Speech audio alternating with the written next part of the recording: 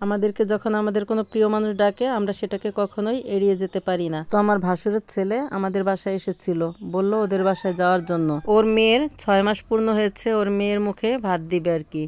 তো এখানে বাহিরের কোনো লোকজন ডাকা হয়নি, শুধুমাত্র কয়েকজন হুজুর আর ওর 3টি বোন আর আমরা। তারপরেও মোটামুটি 30 থেকে 40 জন মানুষের আয়োজন করা হয়েছিল। তো আজকে এখানে খুব অল্প লোকের আয়োজন হলেও আয়োজনটা কিন্তু মোটামুটি ভালোই ছিল।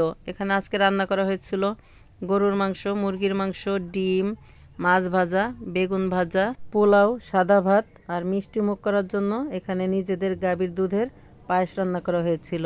ও ডালের কথা বলতে তো ভুলেই গিয়েছি, সাথে কিন্তু বুটের ডালও ছিল।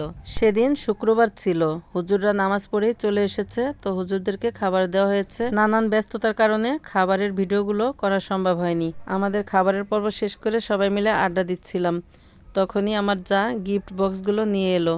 তো এখানে গিফট বলতে আমাদের বাহিরের কোনো লোক যেহেতু ছিল না, আমরা নিজেরাই আমরা সবাই টুকটাক এক একজন এক একটা গিফট দিয়েছি। আমার ভাসুরের ছেলে তো এগুলো দেখে বলতেছিল আমরা নাকি তার মেয়েকে তাড়াতাড়ি বিয়ে দিয়ে বাড়ি থেকে বিদায় করার জন্য এগুলো গিফট এনেছি। কথাটা কিন্তু সে একেবারে মিথ্যা বলেনি।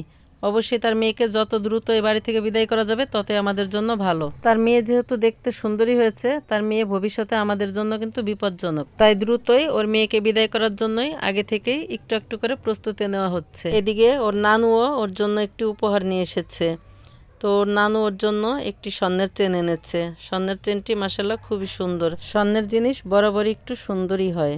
তো আমাদের সব কিছু দেখা হয়ে গেছে, এখন আমরা আমাদের বিশেষ ব্যক্তিকে নিয়ে একটু ব্যস্ত হয়ে পড়লাম। তো আমরা যদিও তাকে নিয়ে ব্যস্ত, সে কিন্তু তার জুতা নিয়ে ব্যস্ত। সে তার জুতার ফুল দেখে সেদিক থেকে চোখই ফিরাতে পারতেছে না। আমরা তাকে ডাকতেছি আমাদের দিকে তাকানোর জন্য, অথচ তার নজর শুধু তার জুতার দিকেই।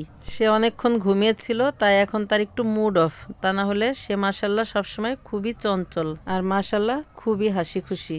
আর এই যে দেখুন, তার বাবা তার সেবায় নিয়োজিত, কিভাবে তার মেয়েকে ফিটফাট করে রাখবে সেই ব্যাপারে সে কিন্তু খুবই এক্সপার্ট। বাবারা মনে হয় এমনই হয়, তাই না? বাবাদের মনে হয় মেয়েদের প্রতি একটু বেশি ভালোবাসা থাকে। মেয়েরাও কিন্তু বাবা বলতে অজ্ঞান থাকে, সারাক্ষণ পাশে থাকে মা, কিন্তু মুখে কথা ফুটলেই প্রথমে কিন্তু বাবা বলেই ডাকে।